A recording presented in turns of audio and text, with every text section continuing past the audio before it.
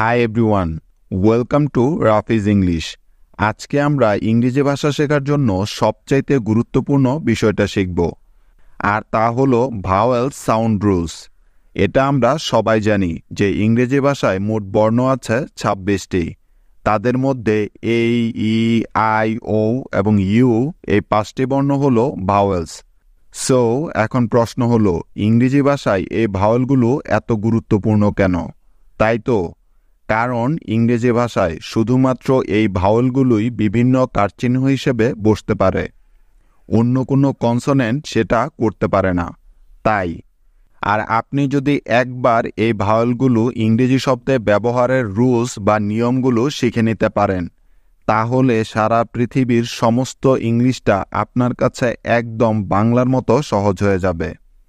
তবে মনে রাখবেন, এই ভাওয়েলগুলি প্রধানত দুই ধরনের সাউন্ড দিয়ে থাকে। একটি হলো শর্ট সাউন্ড এবং আরেকটি হলো লং সাউন্ড। ভাওয়েলের শর্ট সাউন্ড হওয়ার বেশ কিছু রুলস বা নিয়ম আছে, যা আমরা গত ক্লাসে এক এক করে খুব ভালো করে শিখেছি।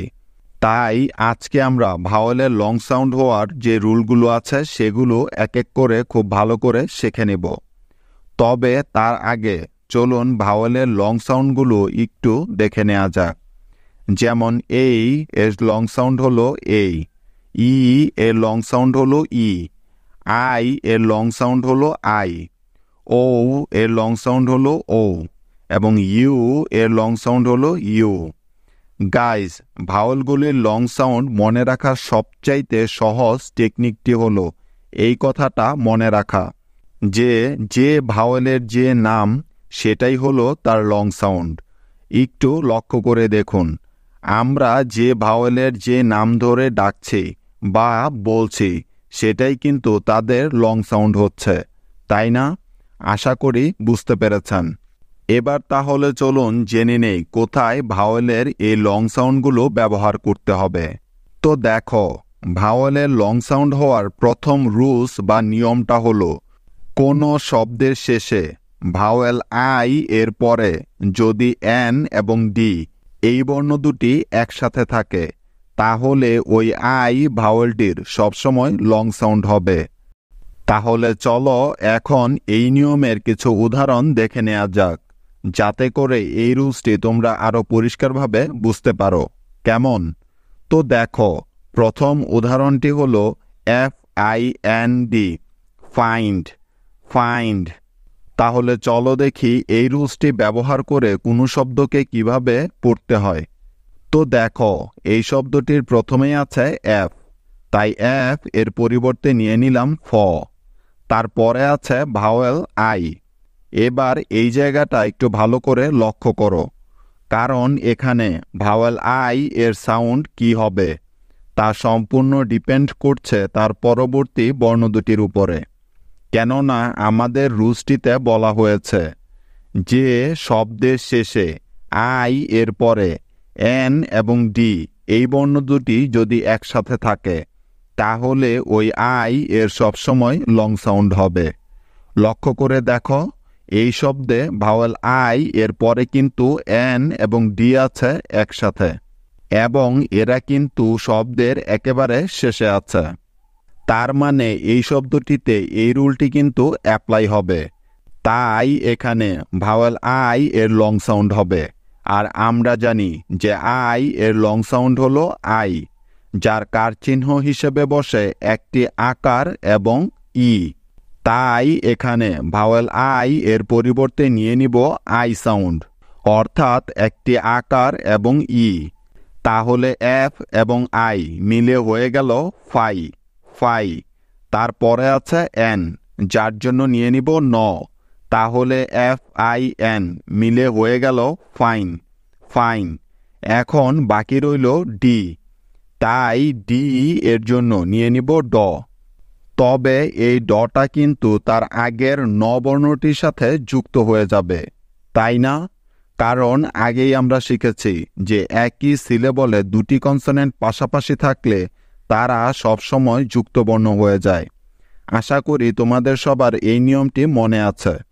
সুতরাং FIND একত্রে মিলে হয়ে যাবে ফাইন্ড, ফাইন্ড, ফাইন্ড অর্থ হলো খোঁজা বা পাওয়া।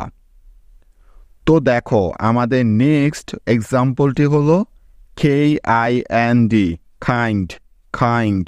তো দেখো এই শব্দের প্রথমেই পেলাম খেই, তাই খেই এর জন্য নিয়ে নিব ক, তারপরে আছে ভাওয়েল আই।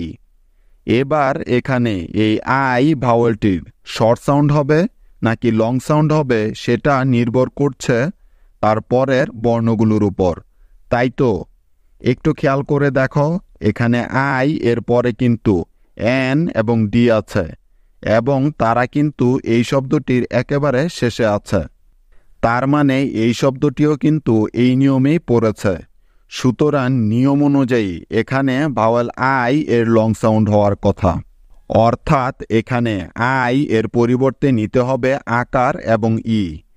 তাহলে খেই আই মিলে হয়ে যাবে খাই, খাই। এবার তারপরে আছে এন, যার জন্য নিয়ে নিব ন, সুতরাং খেই আই এন মিলে হয়ে গেল খাইন, খাইন।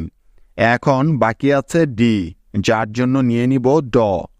যেহেতু এন এবং ডি কনসোনেন্ট দুটি পাশাপাশি আছে তাই তারা যুক্তবর্ণ হয়ে যাবে, তার মানে ন এর সাথে ড বর্ণটা যুক্ত হয়ে যাবে। সুতরাং KIND মিলে হয়ে গেল কাইন্ড, কাইন্ড। কাইন্ড মানে হলো দয়ালু বা প্রকার। এরকম আরও অসংখ্য উদাহরণ আছে ইংরেজি ভাষায়, যেমন bind, mind, grind, blind, hind, rind, সাইন্ড। আশা করি তোমরা এই নিয়মটি খুব ভালো করে বুঝতে পেরেছ। এবার তাহলে চলো এই রুলসটির পরের অংশটা দেখে নেওয়া যাক। আর সেটা হলো শব্দের শেষে ভাওয়েল আই এর পরে যদি এল এবং ডি এই বর্ণ দুটি একসাথে থাকে তাহলেও কিন্তু ভাওয়েল আই এর সবসময় লং সাউন্ড হয়, যেমন MILD, মাইল্ড, মাইল্ড। তো দেখো এই শব্দটিতে কিভাবে ভাওয়েল আই এর লং সাউন্ড হচ্ছে। এই শব্দের প্রথমেই আছে এম, তাই এম এর পরিবর্তে নিয়ে নিলাম ম, তারপরে ভাওয়েল আই আছে। এখন এই আই এর কি সাউন্ড হবে সেটা জানার জন্য দেখতে হবে যে তারপরে কোন বর্ণ আছে, তাই না? কারণ আমরা জানি যে আই এর পরে এল এবং ডি থাকলে ওই আই এর সবসময় লং সাউন্ড হয়। লক্ষ্য করে দেখো এখানে কিন্তু আই এর পরে এল এবং ডি এই বর্ণ দুটি একসাথে আছে এবং তারা কিন্তু শব্দের শেষে আছে, তাই এখানে আই এর উচ্চারণটা লং সাউন্ড হবে, অর্থাৎ আই হবে, যার জন্য নিতে হবে আকার এবং ই। তাহলে এম এবং আই মিলে হয়ে গেল মাই। এবার দেখো তারপরে এল আছে, তাই নিয়ে নিলাম ল, সুতরাং MIL মিলে হলো মাইল, মাইল। এখন সবার শেষে আছে ডি, তাই ডি এর জন্য নিয়ে নিব ড। তবে এই ডটা কিন্তু তার আগের ল এর সাথে মিলে যুক্তবর্ণ তৈরি করবে, যেহেতু এই কনসোনেন্ট দুটি পাশাপাশি আছে তাই। সুতরাং MILD মিলে হয়ে যাবে মাইল্ড, মাইল্ড। মাইল্ড মানে হলো হালকা বা শান্ত। আশা করি তোমাদের বুঝতে কোনো সমস্যা হচ্ছে না। তাহলে চলো এই রুলসের পরবর্তী উদাহরণটা দেখে নেওয়া যাক। নেক্সট এক্সাম্পলটি হলো CHILD, চাইল্ড, চাইল্ড। তো দেখো এই শব্দের প্রথমে আছে সি এবং এইচ, তাই CH এর পরিবর্তে অবশ্যই নিতে হবে চ। এই জায়গাটি সবাই একটু ভালো করে লক্ষ্য করো, তোমরা অনেকেই CH এর জন্য স লিখো, এটা কিন্তু সম্পূর্ণ ভুল। মনে রাখবে CH তে ইংরেজি বানানে কখনোই স হয় না, সবসময় চ হয়। আবার অনেকেই সি এর উচ্চারণটা চ করে, এটাও সম্পূর্ণ ভুল। মনে রাখবে শুধু সি বর্ণটা কখনোই ইংরেজি বানানে চ সাউন্ড দিতে পারে না, তার সাথে একটি এইচ যুক্ত করতে হয়। এবার দেখো তারপরে আছে ভাওয়েল আই, তাই এখানে আই এর পরিবর্তে নিয়ে নিব আই সাউন্ড, অর্থাৎ একটি আকার এবং ই। কারণ কি? কারণ লক্ষ্য করে দেখো যে এখানে আই ভাওয়েলটির পরে এল এবং ডি আছে একসাথে এবং তারা কিন্তু শব্দের শেষে আছে। তার মানে এই শব্দটিতেও কিন্তু এই রুলটি ব্যবহৃত হবে। তাই এখানে ভাওয়েল আই এর লং সাউন্ড হবে। সুতরাং CHI মিলে হয়ে গেল ছাই, ছাই। তারপরে আছে এল, সেজন্য নিয়ে নিলাম ল। সুতরাং CHIL মিলে হলো ছাইল এবং শেষে আছে ডি, যার জন্য নিয়ে নিলাম ড। কিন্তু এই ডটা ল এর সাথে মিলে যুক্তবর্ণ হয়ে যাবে, তাই না? সুতরাং CHILD একত্রে মিলে হয়ে গেল চাইল্ড, চাইল্ড। চাইল্ড মানে হলো শিশু বা বাচ্চা। গাইজ, আশা করি আই ভাওয়েলের লং সাউন্ড হওয়ার এই নিয়মটা তোমরা খুব ভালো করেই বুঝতে পেরেছ। আর নিয়মটি হলো কোনো শব্দের শেষে ভাওয়েল আই এর পরে যদি এন এবং ডি এই বর্ণ দুটি একসাথে থাকে তাহলে ওই আই ভাওয়েলটির সবসময় লং সাউন্ড হবে, অর্থাৎ আই হবে। আবার একই রকমভাবে ভাওয়েল আই এর পরে যদি এল এবং ডি এই বর্ণ দুটি একসাথে থাকে তাহলেও কিন্তু ভাওয়েল আই এর সবসময় লং সাউন্ড হয়, অর্থাৎ আই হয়। আশা করি তোমরা এখন এই নিয়মটি খুব ভালো করে বুঝতে পেরেছ। গাইজ, গত 6টি ক্লাসে আমরা যেমন শর্ট ভাওয়েল সাউন্ড হওয়ার রুলসগুলো এক এক করে শিখেছি, ঠিক তেমনি আজকেও আমরা ভাওয়েলের লং সাউন্ড হওয়ার সমস্ত নিয়মগুলো এক এক করে খুব ভালো করে শিখে নিব। এখন তোমাদের জন্য কিছু হোমওয়ার্ক আছে। আশা করি তোমরা সবাই সঠিকভাবে হোমওয়ার্কগুলো করতে পারবে। যেমন দেখো, তোমাদের প্রথম হোমওয়ার্কটি হলো MIND, নেক্সট উদাহরণটি হলো HIND এবং তৃতীয় হোমওয়ার্কটি হলো FILD এবং সর্বশেষ হোমওয়ার্কটি হলো RILD। So guys, that's it for this class.